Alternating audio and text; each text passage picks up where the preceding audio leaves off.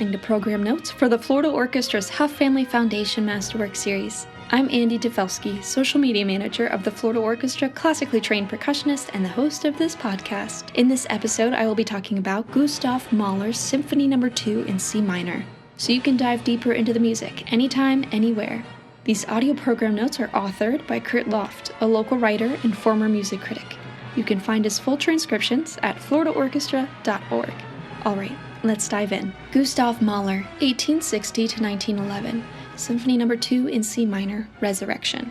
Performance duration, approximately 80 minutes. Why have you lived? Why have you suffered? Is it all some huge, awful joke? Gustav Mahler once wrote, "We have to answer these questions if we are to go on living, even if we are only to go on dying." Such was the melancholy persona of the great Austrian composer and conductor, whose symphonies and song cycles together form a protracted struggle unequaled in the history of music. But there's nothing gloomy about the thrust of the Second Symphony, an ethereal view of the afterlife that Mahler describes as a world of its own. Stretching more than 80 minutes, the symphony holds a special place among musicians and audiences, often used to celebrate the end of a season, as the Florida Orchestra and Master Chorale of Tampa Bay will do May 25 and 26. This marks the 5th time the orchestra has staged the work since 1987. It takes us from this dark beginning and through an astounding journey of life all the way up to the celestial plane, says TFO music director Michael Francis. It's probably the most impressive piece of music you can hear in concert, and the most glorious climax ever written. Millions of people heard the resurrection for the first time not in the concert hall, but in the movie Maestro, the 2023 biopic on Leonard Bernstein as portrayed by Bradley Cooper. Bernstein helped spawn the Mahler revival in the 1960s, and it should be noted that in 1971, he chose to conduct the work for his 1000th concert with the New York Philharmonic.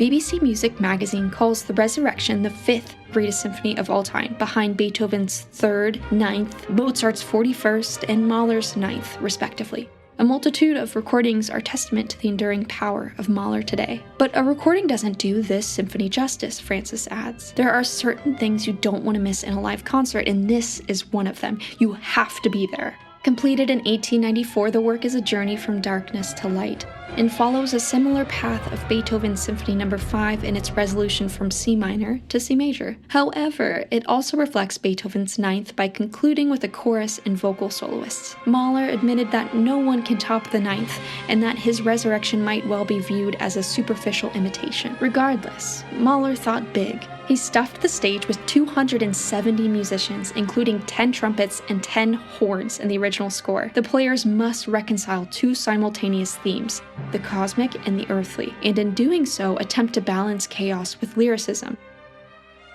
Mahler called the huge opening movement funeral rites, which can stand by itself as a tone poem in concert, and listeners will hear brief reference to the medieval Dies Irae, Day of Wrath, in the brass. The piece is so vast that Mahler requested a 5-minute recess to give everyone, performers and audience, a chance to catch their breath and allow the chorus to get settled on stage. It took Mahler 5 years to complete the symphony, which structurally consists of 2 giant bookends supporting 3 intermezzos. The construct is as follows. 1. Funeral Rites is a 22-minute essay that pushes traditional sonata form to its practical limits. Here, we stand beside the coffin of a loved one, the hero, and question both the meaning of life and death.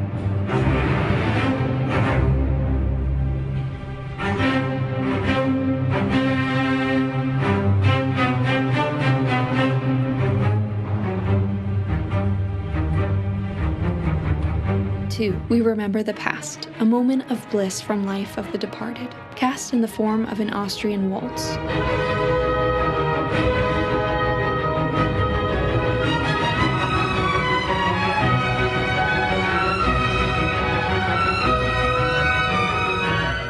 Life appears senseless, like a dreadful nightmare, and the music borrowed from Mahler's song cycle, Youth's Magic Horn.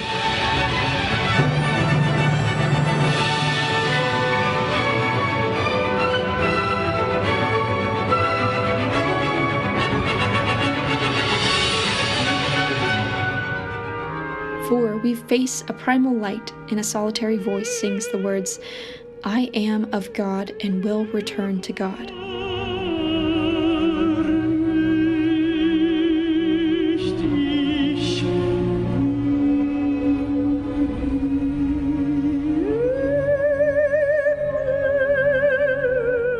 The work ends as a colossal musical fresco of the Day of Judgment. The ground trembles, and the dead rise in unending procession as an overwhelming love shines over the earth.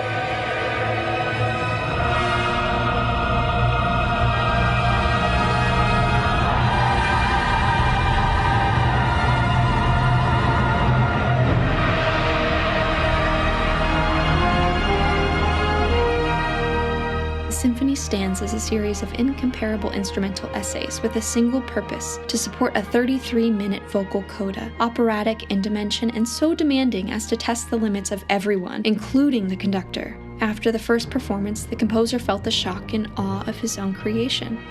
The effect is so great that one cannot describe it, Mahler wrote. If I were to say what I think of this great work, it would sound too arrogant. The whole thing sounds as though it came from some other world. I think there's no one who can resist it. One is battered to the ground and then raised on angels' wings to the highest heights. Thank you for listening to Sound Waves with the Florida Orchestra. Enjoy the concert.